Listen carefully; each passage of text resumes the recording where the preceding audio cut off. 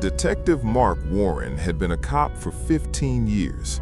He'd seen murders, suicides, domestic violence. He thought nothing could surprise him anymore.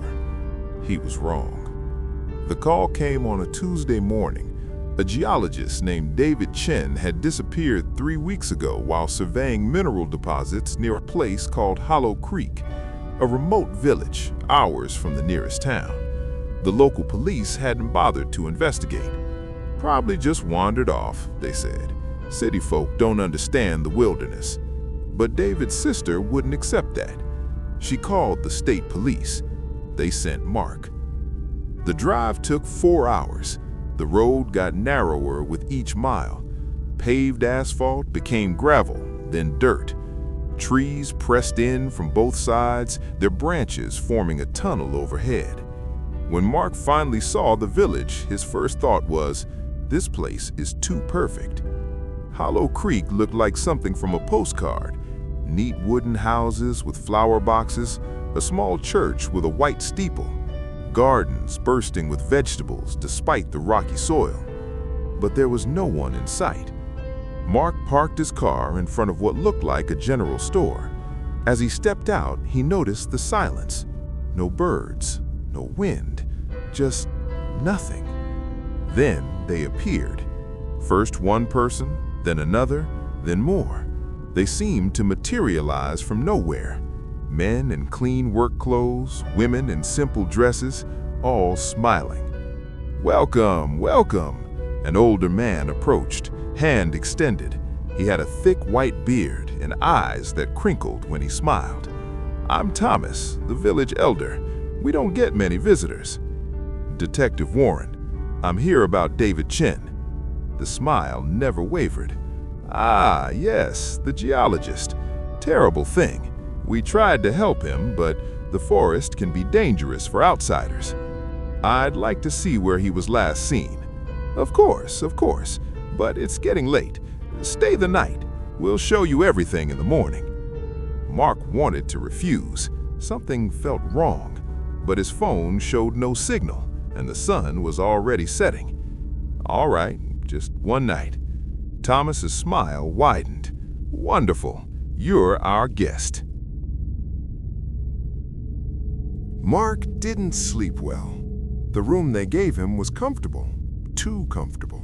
Fresh flowers on the nightstand, clean sheets that smelled of lavender, a bowl of fruit on the dresser. But all night he heard sounds, footsteps outside his door, whispers. Once he thought he heard singing. At dawn, Thomas knocked on his door. "Ready to see where your missing man was working?" They walked through the village. Everyone they passed waved and smiled. Children played quietly in yards. An old woman hung laundry on a line. "You have a beautiful community," Mark said, testing. "We take care of each other," Thomas replied. "It's the old way, the right way." David's campsite was a mile into the forest. The tent was still standing, equipment neatly arranged. But when Mark examined it closer, he noticed something odd. Everything was too neat, too organized. He found David's notebook. The first pages showed normal geological surveys, soil samples, rock formations, mineral content. But toward the end, the notes became frantic.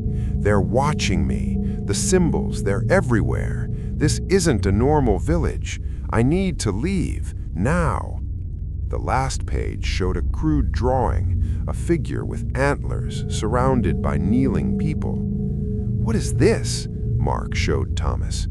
The elder barely glanced at it. "Your friend was troubled.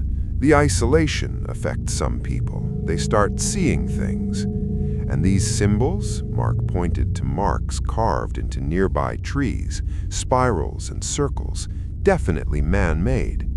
Old traditions, folk art, nothing sinister. But Mark's instincts screamed otherwise. He found David's maps next. They showed the village and surrounding area, but David had drawn lines connecting different points. Where they intersected, he'd written feeding ground. "I need to search the village," Mark said. The elder's smile finally flickered, just for a second. "I don't think that's necessary. I wasn't asking." The elder's eyes went cold. Then the smile returned. "Of course, we have nothing to hide." Mark spent the afternoon searching. He interviewed villagers, but they all said the same things. David was troubled. David wandered into the forest. David must have gotten lost. But Mark noticed things. No one had any technology. No TVs, no computers, nothing manufactured after 1950. Every house had the same symbols carved into the door frames, and everyone watched him constantly. That evening, Mark tried to leave. His car wouldn't start. The engine was dead. When he popped the hood, he found the distributor cap missing. He went to the only phone in the village, a payphone outside the general store. The line was dead. He followed the wire. Someone had cut it. This wasn't an accident. Mark returned to his room, mind racing. He was trapped. They knew he knew. At midnight, he crept out. The village was dark, except for candlelight in windows. He made his way to Thomas's house, the largest building in Hollow Creek. The front door was locked, but a basement window was open. Mark squeezed through, dropping into darkness. He turned on his flashlight and froze. The basement was enormous, and it was filled with belongings, suitcases, backpacks, clothes, dozens and dozens of them. Each pile had a tag, names, and dates. Sarah Mitchell, August 1998. James Rodriguez, March 2003. Emily Parker, November 2015. David Chen, 3 weeks ago. Mark's hands shook as he counted. 43 names, 43 people. On the far wall hung a calendar, large, detailed, dates marked in red. The last mark was 3 weeks ago. Next to it, David Chen, geologist, accepted. Mark's blood ran cold when he saw the next mark, tomorrow's date. Next to it, in fresh red ink, Mark Warren, detective, guest. He heard footsteps above him. He crashed through the basement window, glass cutting his arms. Behind him, lights blazed on, voices shouted. He sprinted toward the forest. If he could reach the main road, flag down a car. But the forest was wrong. The paths seemed to shift. Trees appeared where there had been clearings. He ran in circles, always ending up back near the village. Finally, he broke through to a clearing and stopped. The entire village stood there. Men, women, children, all holding torches, all perfectly silent, all watching him with those friendly smiles. Thomas stepped forward. "You weren't supposed to find the basement, detective. Most guests don't. Most simply disappear on their investigations." "You're insane," Mark gasped. "All of you." "No, we're survivors," Thomas gestured to the village. "Do you see poverty here? Sickness? Crime? We have none of that. We prosper. We endure." "By murdering people?" "By maintaining balance." Thomas's voice was calm, patient. "There are old things in this world, detective. Things that existed before cities and laws. Things that made deals with our ancestors. They give us prosperity. We give them sustenance." Mark looked around desperately. "You can't all believe this. Someone must—" "We all believe," a woman interrupted, "because it's true." A man added, "We've seen it, fed it, prospered from it. Every village needs income. We attract guests, researchers, hikers, people no one will miss too much.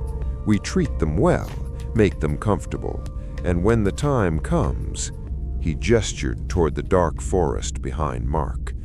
"The feeder must eat." They didn't tie Mark up. They didn't need to. 6 strong men simply grabbed his arms and legs, lifting him like a piece of luggage.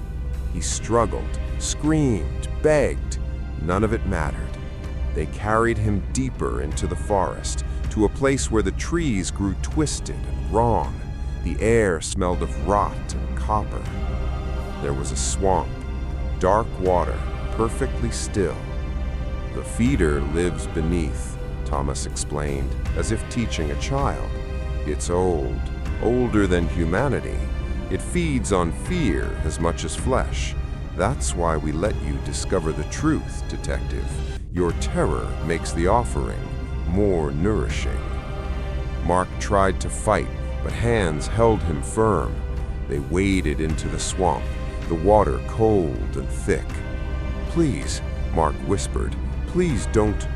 "Your fear is beautiful," Thomas said gently. "Thank you for the gift."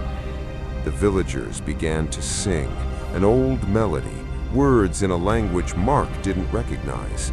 They pushed his head under. Mark thrashed, lungs burning. He surfaced once, gasping, and saw their faces above him, calm, peaceful, still smiling. He went under again. This time, something grabbed his ankle, something from below. It pulled. Mark's last thought was of his daughter's birthday next week. He'd promised to be there. The singing continued long after the bubbles stopped. 3 months later, Sarah Martinez drove through the mountains. Her GPS had stopped working an hour ago, but she'd spotted a charming little village ahead. Hollow Creek. Maybe someone there could give her directions. As she parked, an older man with a white beard approached, smiling warmly. "Welcome, welcome. I'm Thomas. We don't get many visitors." Sarah smiled back. "I'm a bit lost. Could you help?" "Of course, but it's getting late. Why don't you stay the night?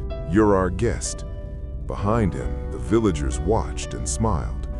In the basement of the largest house, a new tag hung on an empty hook. Sarah Martinez, expected. And in the dark swamp, something ancient stirred.